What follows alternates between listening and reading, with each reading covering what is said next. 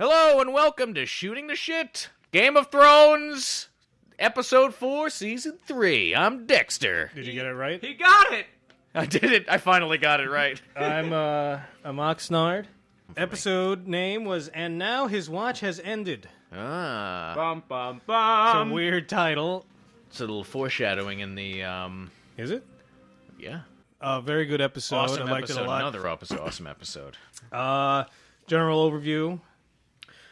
Okay, What yeah, so happens? real quick, so Jamie, we see Jamie. Tyrion scenes. Tyrion Night scenes. watch scenes. Lots of Varys, heavy Varys episode. You'll be pleased by that, Oxnard. Yes, I love Varys. A little bit of Joffrey's in there. A lot of Tyrell scenes. Bran Marjorie. Yeah, Marjorie and Marjorie, Joffrey. Theon. Cersei. Yeah, Cersei with Tywin. Bolton. And some crazy... Oh, Bolton. And we got introduced to a new character in Arya scenes, which was fucking awesome. And crazy Night Watch scene. And the sexiest character. With Sam. Granny Tyrell. Oh, I thought you were going to say Sam. I thought you were going to say Sam. Granny Tyrell. Hey, is don't, awesome. Sam is a pretty thought you were pretty gonna say sexy. the Pretty Hound. sexy. Hound? Oh, man. Yarp. Okay, episode starts with Jamie and Brienne. Oh, I love... One of my favorite things about the scene was his hand hanging around his neck. Yeah. Mud fight. And Just who I want to see in a mud fight. Jamie, a one-handed man, and Brienne of Tarth. Which she I doesn't think get this in is the scene he was talking about when he was on Conan, how they were spraying like the mud everywhere. Oh, and he had mud in his ass. Yeah. Yeah. I thought this was funny when he starts drinking this. Oh, yeah. I was like... I was like half paying attention at this part, and I was like, is it really horse piss? I knew they weren't going to give him water. It had to be horse piss. That was gross, though, and he throws up. So now that he has this big fight. Yeah, he throws up. You It's don't like that disgusting. part? For those of you out there who don't know, I have what's called emetophobia, which is an intense. Did you really look that up? Yeah, emetophobia. Oh, my God. A lot of people out there have emetophobia and don't realize it. What's that? Oh, you're going to make me throw up. It's just it's the fear of seeing vomit, or if someone says they're nauseous around you, you start getting a panic attack. It's not actually like a fear that you will vomit. It's a fear That you'll see it? that you'll see it or someone see. around. It's horrible. What a pussy. All my life I've had it. That's It terrible. affects me going to movies. Well, I'm just more of the guy, like, if someone throws up, I'm probably going to throw up. Yeah, most people are like That's most disgusted people are by gonna it. get by- But yeah. does it affect you for like a week after and you have nightmares about it? Oh, really? You do? Yeah, it's a phobia. So we start seeing Brienne is showing more concern for Jamie, and also of course because she wants to get him to King's Landing so that she can keep her word to Caitlyn. Yeah, that's a major part that drives her character, is keeping her word and, like, But her also I honor think and that. like she's grown a respect for the guy a little bit. I think there is. They both have for each other. And you see here, Jamie basically gives up, and I love when he's laying in the mud and his hand is hanging from the neck, and it's right by his face. Later on, he becomes, in the other scene for Jamie, he's like really pathetic. He doesn't, he's not eating anymore because he's lost his sword hand. He feels like he's nothing now. He's feeling really sorry for himself. But really, the bubble that he's been living in has burst. Right. And he's actually afflicted now by... how most people are in this world. He's had it pretty good. I mean, considering, he's been shielded from these very kind good. of... And he's been inflicting these things, never been inflicted upon. So it's very tough. And I like when Brienne was like, you're acting like a woman, and then he immediately starts eting Yeah, and then food, her face, she's just like, you're acting like a woman, and then she kind of goes like, did I just say that? Yeah, exactly. Yeah, that was funny.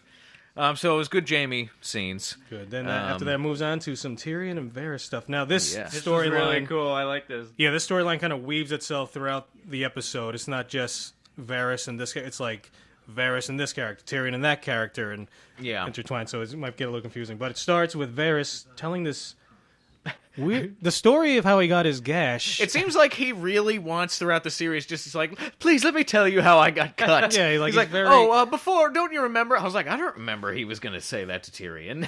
He just loves telling people that he got his balls cut off. And then he talks about this sorcerer who... and this brings up another topic I wanted to talk about. He talks about the sorcerer who, cut it off his Yeah, he stuff. cut off his parts and Sound burned familiar in D&D? Anyway. them. Oh, God. And he gets sacrifices it, and then he said I heard the voices or something. Oh, yeah. Which that brings was really up, interesting. I love the way the show handles all magic. Yeah. Magic is, in other fantasies, like a guy will cast a fireball, Right. this and that. The way it's treated here, I feel is really realistic. It's something that people know exist, but it's like a paranormal thing, so that when people see it, it's like horrifying. Yeah, it's like they almost don't. They still don't believe it. Almost. Yeah, it's like if we were out in the woods and we saw Bigfoot. That kind of like I imagine that would just Score! be like if I saw Bigfoot, best day of our lives, right? No, I imagine if I saw Bigfoot or like the Loch Ness monster, you just start screaming. It would probably Bigfoot! it would send a chill down my spine. I'd be like, Oh yeah. oh God, like, and I imagine that's kind of the reaction they get.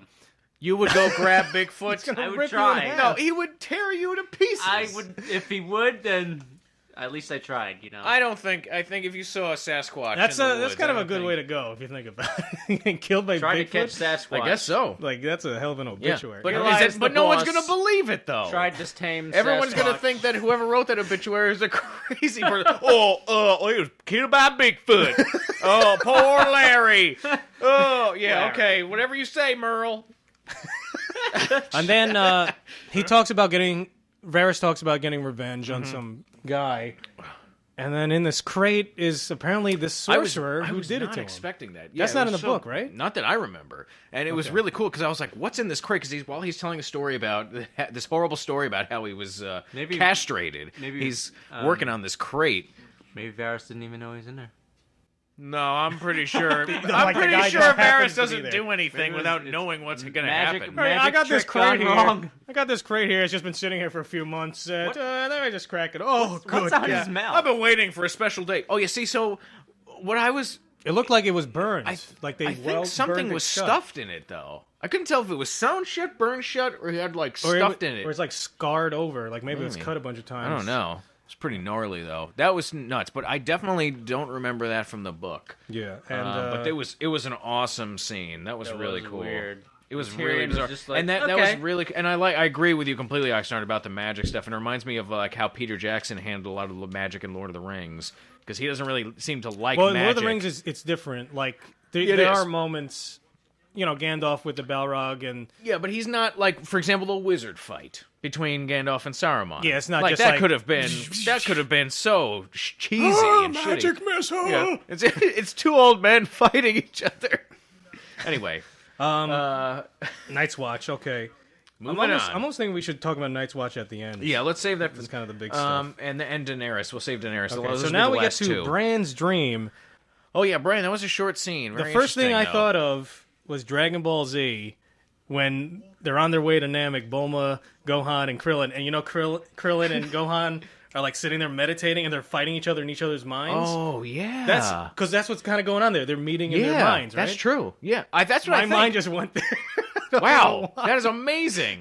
What do you do? You're watching Game of Thrones, your mind immediately compares Game of Thrones to a Dragon Ball Z Because I just imagine like these two guys meditating and in their heads they're like battling each other. It's not even two guys, it's Kid Gohan and Krillin. Yeah. Two guys. Yeah, but that was and it was more about like the mystery of the three-eyed crow, and that was a creepy dream when Caitlyn comes out. Yeah, and she's like, "You promise me you'll never climb again." And I've had nightmares like that where Caitlyn Stark tells you on a tree and she's like shaking. What are you doing? You don't climb. You don't climb. And then I fly off. Hey, that was my favorite Caitlyn Stark scene, by the way. Oh, Mrs. Stark. Is she turning around? Mrs. Stark wasn't bored that scene because she was trying to kill her son. Yeah, and also she wasn't real. And then they do that signature shot of him falling. Yeah, that was cool. That was cool. He definitely looked older in the dream sequence because then when he woke up, he looked younger. I think they might have filmed the dream stuff. Oh, might have been a pickup. Yeah, like almost, later on. Yeah, and they filmed a lot of the stuff of him just lying down in bed. He's got some good eyebrows on him. This kid, I noticed that. I was like, man, he's got some thick eyebrows. And I know, like, they want to give him scenes where he's running around because I'm sure because he looks so much older already. I'm sure the kid is like, "Come on, I can't have a seat. I'm lying down through the whole show. Like, come on." Yeah, I was thinking of that too. No, but what's interesting here is too. I mean, these aren't from the book. Every time he dreams, he's in summer. He's in his wolf's skin. He's wearing summer skin or whatever. So you're saying that Summer is climbing a tree right now? No, I'm saying that he's this dream is different. He's usually a wolf. I don't remember dreams like this from the book. I mean, that doesn't mean that obviously I just might not be remembering. I don't know if anyone out there remembers anything. And that like power this is from the going book, to come in very handy later on. What I might cut that out. It might be too much. What does? I think he's talking warging. about warging, being a warg, okay. it up. Now we get back to Varys stuff. Varys and Pod. Now, we forgot to talk about that. Varys is talking to Ross. Yeah. And he's kind of talking he's talking about the 3 prostitutes who apparently didn't tell anyone else what's going on because they're discussing Littlefinger. Yeah, and what he's doing. But before they start doing that, right? They talk about she's like told him. Apparently, it's getting around. He's become like an urban legend. This guy in King's Landing, Patrick, about how he pleasured these 3 prostitutes so amazingly well that they refused to take his money. And then, but it was like, I was like, what are they doing? How far are they going to go with this? Because it's like, they keep saying how he wouldn't charge it. And it's like, well, what did they do? And it's like, well, they couldn't really describe it. And I was like, why are they even doing this then? Yeah, he's going to get his own slang reference. You guys going to be like, hey, did you Podrick those girls last night, huh? I gave her a pod.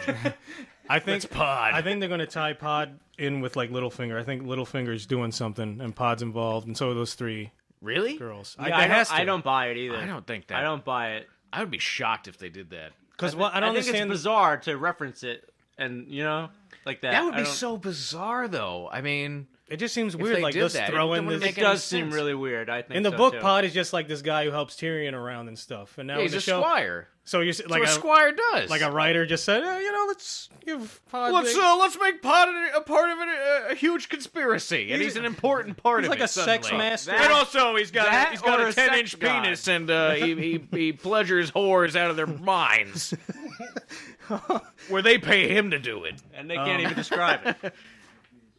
Yeah, and then we get to want to keep talking about Varys. Yeah, well, they're talking. Yeah, we might as well. And then Varys is very concerned about Littlefinger and what his plan is with Sansa. Yeah, and he's going to be going to the Eyrie to put his moves on Lady Arryn, who's Caitlyn's sister, the weirdo who still breastfeeds her annoying kid, like 8-year-old kid. Like he's like 8 or 10 or something. So he goes and talks with Granny Tyrell, who's awesome. Yeah, she's. We're both taking notes. We wrote the same note. Granny Tyrell is awesome. I put. I think I put old lady Tyrell as awesome. Mm-hmm. Yeah, I love that scene because she doesn't take any shit, and she says anything. She just reads through the bullshit. Yeah, she cuts through it all. And Same I think in the it's book. awesome. I thought it was really good. And so they're obviously scheming something for Sansa, some kind of match. And which comes into play later in the Sansa scene, where Marjorie is talking to Sansa about marrying Loras, which I thought was really interesting. That is definitely not from the book. I mean, what happens in the book? Yeah, it's a different Tyrell who's back at Highgarden, who you never meet. Yeah, and he's crippled, actually, I believe, and he something happened like with a horse riding accident, I think, with his legs. Anyway, but he's like a good guy and everything, and Sansa like comes to terms with this, that she's gonna have to like settle. Like her dream was to be basically with Sir Loras, this like kind of knight in shining armor romantic idea. But she comes to terms with that, and really she wants to get the fuck out of there. Yeah. I think they're just showing. So I thought it was interesting they did Loras. They went in the Loras direction. Sansa is becoming like that. She's like a very important chess piece to everyone, and everyone's starting to take notes. So I think they're just trying to show like everyone's trying to get her to do what they want them to do. Right, exactly. So then Joffrey and Marjorie. First of all, this crypt is really cool. Yeah. There's an awesome set. They should film a lot more stuff in here. Just make up scenes and put them in there. You just see the joy he gets talking about this person died in like some horrible mutilating and way. You see his face, it's like there's a twinkle in his eye and he's smiling. See this person, her remains are still down there. Yeah he drank wildfire. They still have his ashes, like obsessed with the misery and pain of other people. I mean, that's just they're being so blatant about it. I think it's just because he's like a kid. Sometimes kids are into like creepy shit. I don't know. When I was a kid, I was. Joffrey's a little bit further on, I think, than into creepy shit. I mean, he's creepy shit. This is the most excited and happy I've seen Joffrey. Like he's just. That's true. Yeah, usually he's complaining. He's basically like skipping around the crypt, like in awe and joy of all these people who have died. Yeah. And Marjorie is so awesome in this because she's like a master manipulator, and she just She and Cersei reads him and feeds him exactly what he needs to hear. Reads and feeds. Reads and feeds, baby. It's That's like right, so we perfect. talked about that in I think 2 episodes ago, and then Cersei talking to Tywin later. She's basically saying the same thing we were saying. Like, oh yeah, oh my god, that was playing awesome. Him perfectly, he's manipulating him. Well, first of all, she's jealous. Yeah. Of Marjorie, because Marjorie is younger, she's attractive, and she is taking her son, Cersei's son, away from her. And, first and foremost, Cersei's a mother who loves her kids, however crazy and fucked up their whole family is. And she's also, she knows that Marjorie is going to replace her as queen. She's queen regent right now. And so she's a threat on many levels. And that was an awesome scene when she goes to Tywin, and they're talking about, like, oh, it's like, why don't you try taking away what Joffrey wants? That was so... I know. Oh, my God. We'll get to that scene episode. So now, and then Marjorie... Oh, sorry, I like this scene because now Marjorie's just trying to teach Joffrey, like, this is how you be a king. Yeah, exactly. You need to be a kind of a people person a little bit. Yeah. Like, Joffrey, I just imagine, is just always brooding inside, thinking, oh, these peasants, like, these simple Yeah, folk. he's like, afraid. look, he doesn't even... He also, just knows... like, waving is like a new thing. Like, oh, yeah, I should wave. Well, he has such an arrogant, pompous view of where he is and where everyone else is. And also, he's so afraid of everyone because of his mother. And he's coddled. Exactly. And so Marjorie's like really, you almost get a glimpse there, like, if like this actually works and they go through and they get married and everything and she becomes queen, might actually, she might be able to, like, you never do know. some good. Who knows? The Joffrey character might turn around. With her help, but only with her help. No, I'm not boss is shaking his boss is just shaking his head. No way. All right, This then is an awesome scene. I love we get to Theon and Bolton. Well, that's what I think. I mean, I think it's Ramsay Snow, Bolton's bastard. But Okay. But I'm still unsure, especially after this whole thing. Now, this scene... Like, they don't announce it still, and I'm not sure exactly what's going on. It's so awesome. Now, I'm nearing the end of the 4th book. I like, Theon's not in that book. And so when this scene started, I was getting a little concerned. I was like, oh, are they going to start showing me stuff? That, like... Oh, right. But where this ends up, I was like, oh, okay. Nothing really happens to Theon. He escaped, he left... And he goes right They back. circle around. Like, Theon gives this... He's so pathetic. I know. And he gives this thing, like, about what he did. He tells this guy, that he had Dagmar kill these boys and burn them, and then said it was, like, the 2 Stark boys and all this shit, and he's, like, how sorry he is and how he fucked up and everything. And, and then they go back in, and he's like, wait, where are they? And you see... He's back in the same room that he escaped. No, at first it didn't click for me. Room. First it was like, what is this big X? What's X marks the spot? What? And at first, oh. And then it didn't even click for me that fast. Like, I was like, oh shit, it's another torture room. So my first thought was he brought him to a different place to torture him. But he brought him back around. Yeah. To Winterfell. And so when that scene happened and you see, like, this guy... He starts smiling, and I remember you were talking about how he's supposed to be crazy and he killed all his other heirs and stuff. Yeah. That looked to me like that's kind of like a crazy guy going like, we got him was so pleased. Like, his face, he's like, I brought him back. And he's like, he's looking at him, and he's like, he killed them all. Yeah. Like, his face is fucked. Oh my God, that was fucked up. I couldn't believe And this whole, the whole scene too where Theon's just sitting down and they're talking and he's like saying, like, how, all the stuff like that he did wrong and how he fucked up. My heart was pounding because I was like, where are they? I was like, what's going on? Did the show actually, are they actually going to see Asher Greyjoy now? Or it's like, where is he going? Yeah. I really didn't know. Even though I've read the books, I really had no idea. He said he was bringing him to his sister. Yeah. Oh, okay, yeah. No, I'm waiting for that moment. The same thing, like when the 2 towers, when they start taking Frodo and Sam to Osgiliath. That was like where they really went away from the book. Oh, yeah. Like, I'm waiting for that moment to happen in the series where they do that big departure. A huge departure. And then things just start changing. Because they've departed from a lot of things, but it's still very cohesive. It's on the same basic track. They've gone, like, they've wandered around it, but... Been a little serpentine, and it's great. It's all been good. I mean, I can't say that they've done something that I think... I don't mind if they start doing it next season, but I think this season they should stick to the book as much as they can.